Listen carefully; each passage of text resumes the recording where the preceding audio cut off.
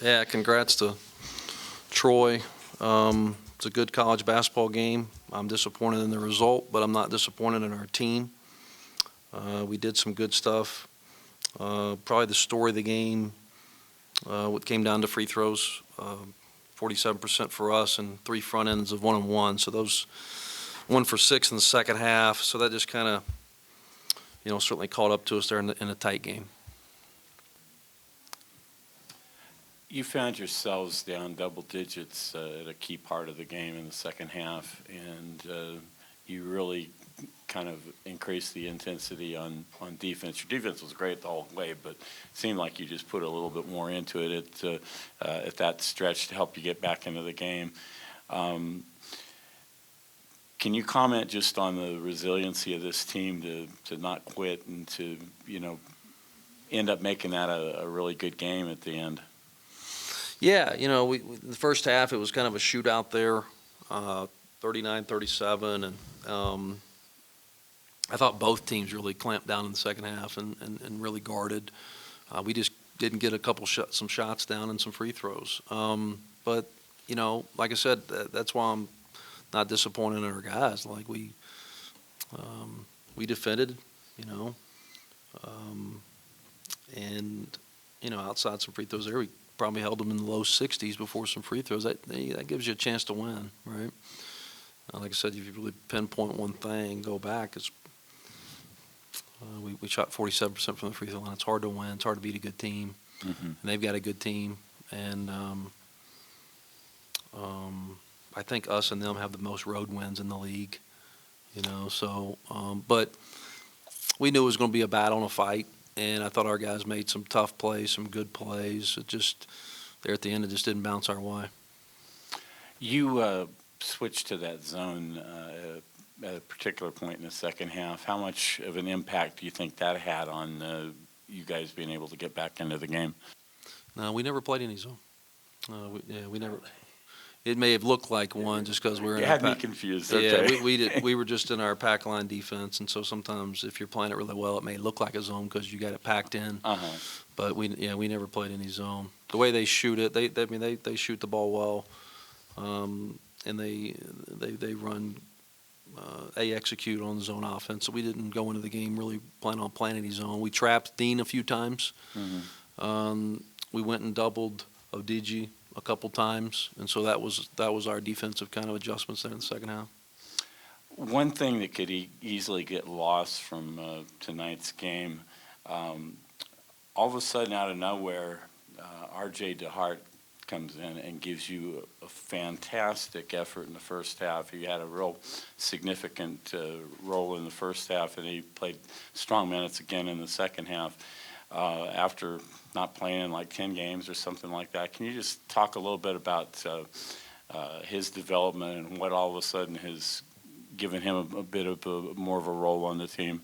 Yeah, I just felt like we needed a spark there from last week, and so we got him some quality reps this week in practice, and gave him a shot, and he did well, and certainly gave us some boost there, gave us some energy. Credit to him. He's continued to work through this entire time. We just, there 10 games ago, we, just kind of shortened the bench, and we got hot, and, I don't know, 7-3 in that span or whatever it was. But, it just felt like, hey, it's time to give him another shot, and he made the most of it.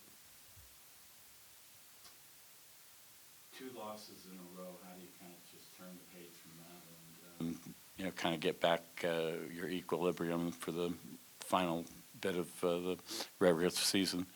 Yeah, it's the first time in Sun Belt play we've had that. And so we can't let it turn into 3. We've got to turn the page tomorrow and regroup and turn the page and focus on, South Alabama, who's also got a really good team. And we beat them down there, so they'll be fired up to play us. And so, yeah, we've just got to regroup. There's still a lot of basketball left. This game won't define us.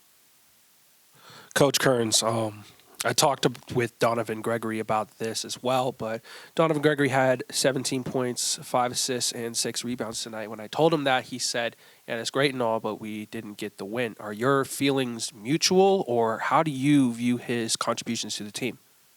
Yeah, Donovan's a competitor, and so he doesn't care what kind of stat line he has. He's looking for one stat, and that's the win. And so that's consistent throughout our entire team and locker room. And so, he did some good stuff and on both ends, but we just fell a little bit short. We were talking about R.J. Duhart a few minutes ago, and I was thinking we just saw Chris Mantis in a game a few weeks back. How do I say this?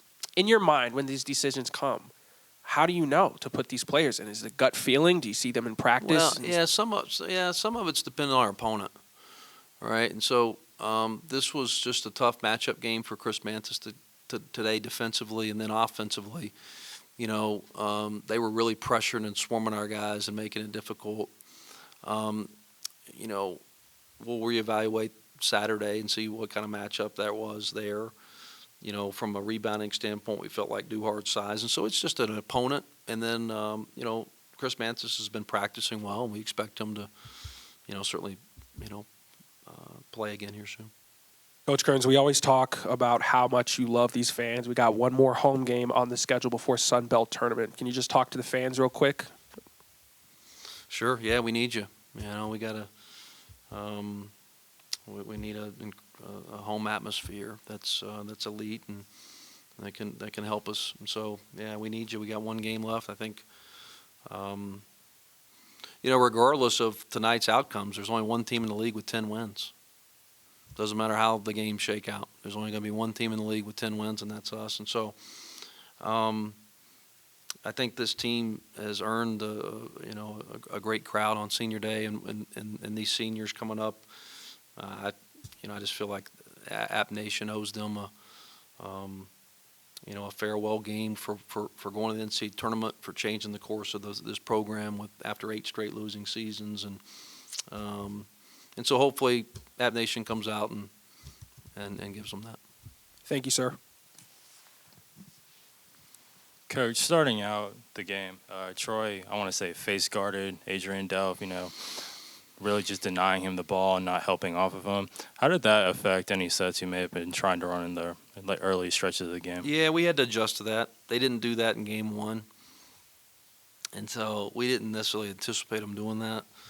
That was something part of their game plan. They came in. We still were able to start freeing him up. He still had 17 points.